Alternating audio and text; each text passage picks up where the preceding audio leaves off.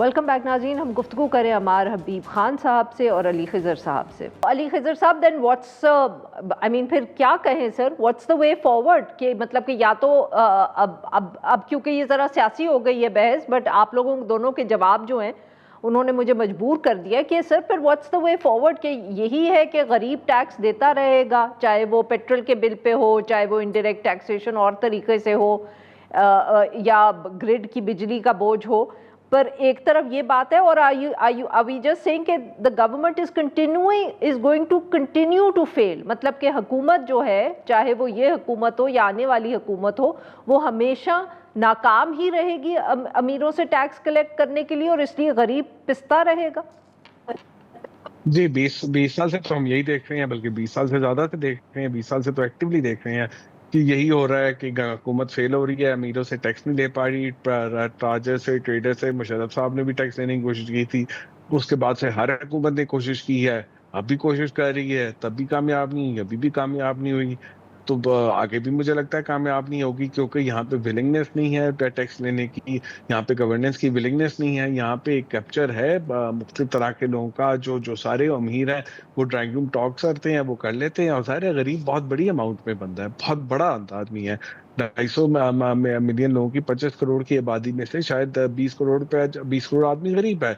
और वो जो है हर चीज पे टैक्स देता है, वो पेट्रोल पे भी टैक्स देता है, वो चीनी पे भी टैक्स देता है, वो गैस पे भी देता है, बिजली पे भी देता है, हर चीज जो खरीदता है, हर चीज जो इस्तेमाल करता है उस पर टैक्स देता है।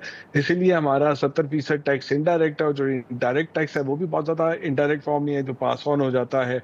हर चीज के ऊपर हम टैक्स दबा के नया लगा देते हैं। एचडी 9 फाइलर है, उस पर टैक्स लगा दिया, वो सप्लायर रजिस्टर्ड नहीं है, उस पर टैक्स लगा दिया। वो हर चीज तो प्राइस पे गिर जाती है, और प्राइस पे गिरती है तो जाहिर है जो जितना गरीब होगा वो उतने उसके लिए मुश्किल होता जाएगा।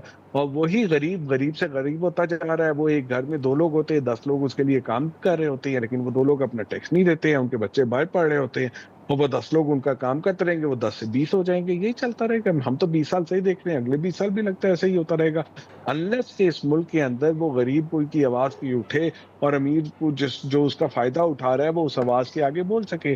मुझे तो नहीं नजर आ रही। तो पॉलिटिकल इकोनॉमिक क्वेश्चन है ये, तो आप ही बता सकती हैं आरिफा, आप मेरे से ज्यादा इस पे हाथ रखती हैं। अगर लोग अपने हिस्से का टैक्स देने लग जाए तो आपका पेट्रोल भी सस्ता हो जाएगा, आपकी खाने पीने की अशिया भी सस्ती हो जाएगी, और मुल्क में खुशहाली भी आ जाएगी, और पर कैपिटा इनकम भी बढ़ जाएगा। बट उसमें अमीर को गरीब पे अमार रिसोर्सेज साहब, पास ऑन करने होंगे। ठीक।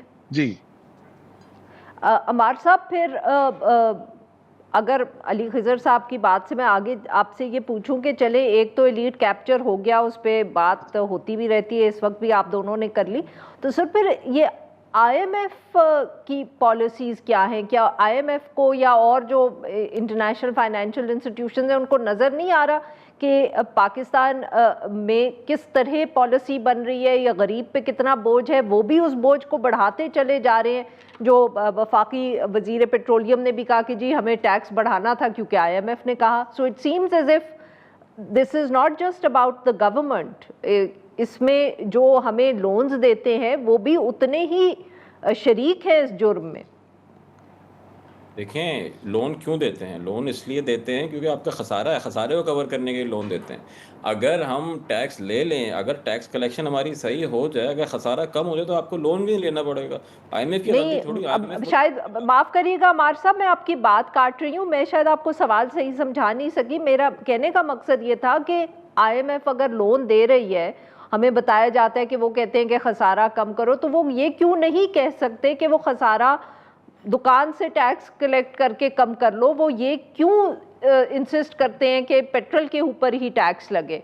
मेरे कहने का मकसद ये है कि वो तो इनइक्वालिटी को उनके लोन्स की वजह से फिर बढ़ावा मिल रहा है ना। देखें, बात सीधी सी ये होती है कि मुल्क किसका? आईएमएफ का तो है नहीं है मुल्क। अगर आपके घर में कोई ट्यूशन पढ़ाने के लिए बच्चों को आता है टीचर, ठीक है, वो पढ़ा ही सकता है ना एक तरह से, वो एग्जाम नहीं दे सकता बच्चे का जाके, ये बच्चे की जगह पढ़ नहीं सकता। तो अगर बच्चा पढ़ने को राजी ही नहीं है तो आप कुछ भी कर ले, कुछ भी उखाड़ लें, वो चीज़ सही नहीं करेगा। वो ये कहते हैं यार टैक्स इकट्ठा कर लो। दुकानदारों से बोला हमने ऐसी ज़बरदस्त स्कीम बनाई जो बिल्कुल भी नहीं चली। दुनिया जहाँ काम कर लिया, ड्रामा कर लिया, उसमें वो चली नहीं, क्योंकि चलनी ही नहीं थी उस चीज़ को।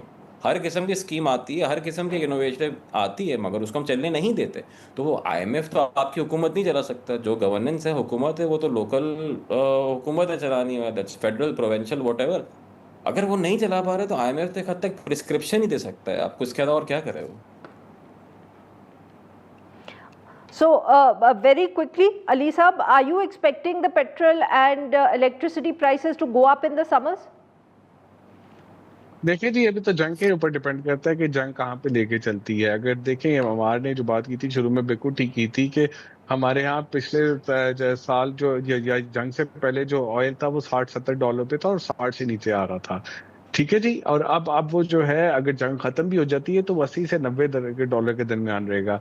तो प्राइसेस इतनी तो रहेगी, लेकिन अगर जंग चलती रहती है, ये आपकी वो स्टेट ऑफ हॉर्मस बंद रहता है या कुछ और इंफ्रास्ट्रक्चर एनर्जी का तबाह होता है और ऑयल 100 से ऊपर चला जाता है तो कीमतें और ऊपर चली जाएंगी।